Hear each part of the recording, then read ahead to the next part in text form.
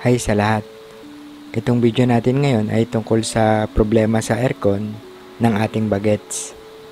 Bali medyo may katagalan na ng kaunti itong video natin. Then dahil sa busy, ngayon lang ako nagkaroon ng pagkakataon para i-upload o i-share sa inyo kung ano yung mga posibleng solusyon.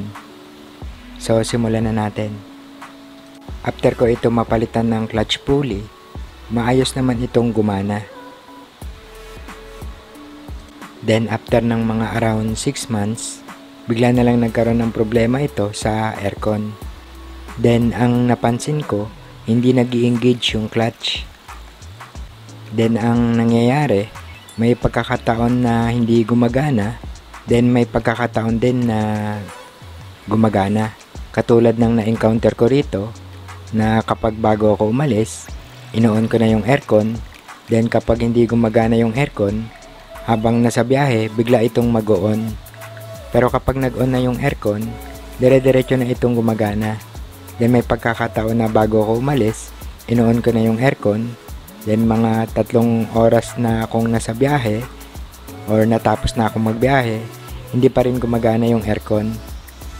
So kapag na-encounter nyo yung ganitong problema, maaari nyong itry yung solusyon na ginawa ko dito. Ang una ko na ginawa, tiyanik ko yung fuse sa aircon at yung relay sa aircon. Dito sa fuse box sa may engine compartment. So wala akong nakitang problema dyan. Then tiyanik ko rin yung fuse ng aircon switch sa instrumental panel. So goods din ito. Sunod, itines ko naman yung magnetic coil. Kumuha ako ng mga 1.5 meter na wire, then binalatan ko ito. So kapag binalatan nyo, medyo habaan nyo o lakihan nyo yung slice para sure na kokonek ito dun sa pagsusuksukan natin mamaya.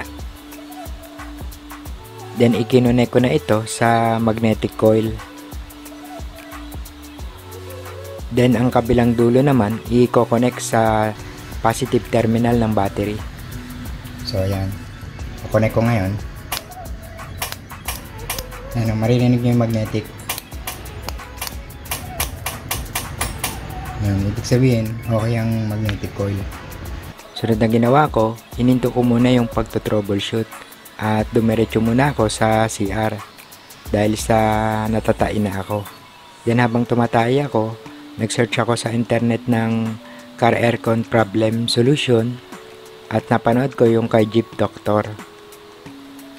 So nagkaroon ako ng idea at tamang-tama meron akong bulb na merong wire. Sunod, i-check ko yung voltahe sa linya na papunta sa magnetic coil.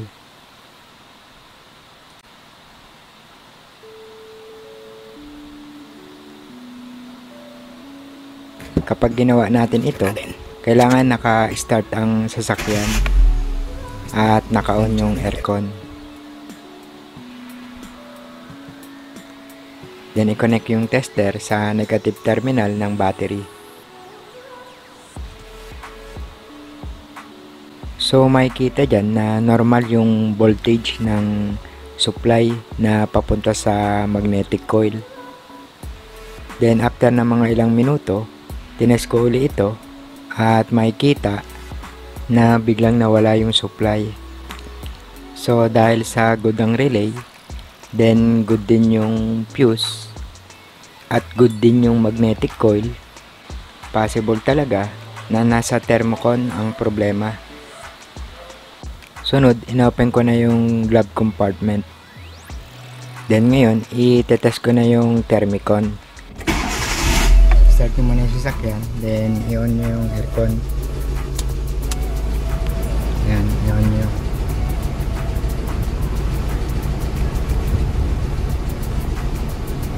Bago natin i-connect yung bulb na may wire na ginawa natin. Sa ground o negative, dito ako kumonect. Then dito i-connect yung positive ng bulb. So ngayon, testing na. So pagka-connect ko, after mga 2 to 3 seconds, naramdaman ko na gumana yung aircon. Makikita nyo na nag-engage na yung clutch. Then dire-diretso na itong gumana.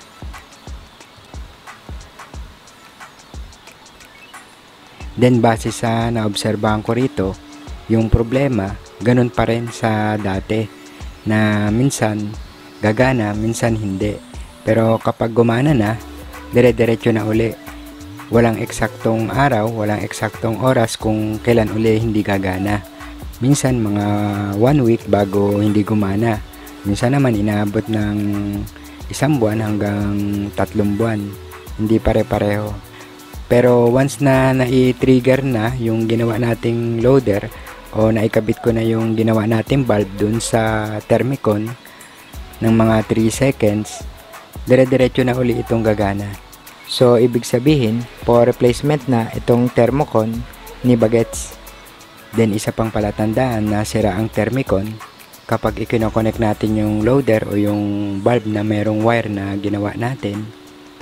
Saka lang gagana yung aircon o saka lang mag-i-engage yung clutch ng compressor.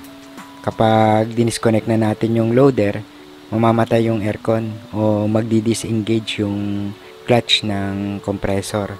So pag ganun, for replacement na rin yung thermocon. Then ang solusyon naman, syempre magpalit ng thermocon or yung ginagawa naman ng iba na pinapalitan ng analog o thermostat. So sa ngayon, ang ginagawa ko habang wala pa akong pamalit, so kinonek ko na to. So nakakonect na yan dun sa loob. Then ginagawa ko kapag hindi gumagana yung aircon, kinokonek ko lang ito dun sa negative. Ito. So didikit ko lang yan dyan mga 3 seconds, then nagugut na uli siya. Bali gagawa na lang ako ng video kapag nakapagpalit na ako ng thermocon. So ngayon nagkaroon tayo ng pagkakataon, no? So hindi gumagana yung aircon ngayon. So makikita nyo na naka-on na yan. Pero hindi yan gumagana, gumagana yung hangin. So teka, pakita ko. Ayun.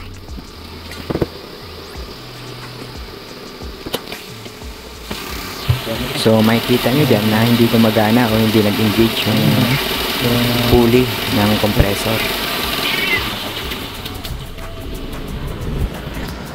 Then ngayon, i-connect ko na yung loader o yung ginawa natin na bulb na merong wire. Then maririnig nyo yung tunog ng compressor na magre-response. Yun. Narinig nyo? So gumana na siya.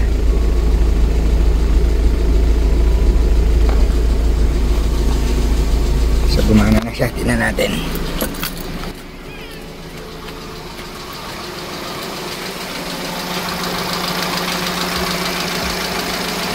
Nakikita niya.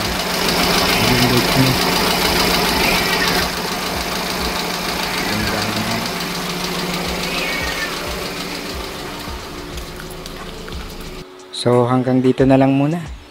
At kung nakatulong o nagustuhan nyo itong video natin, huwag nyong kalimutan na mag-like, share, follow at subscribe sa ating Facebook at YouTube channel. Maaari din kayong mag-message or mag-comment para sa inyong mga katanungan at mga gustong sabihin. Pipilitin ko na sagutin lahat yan. So babush na at see you on my next DIY video.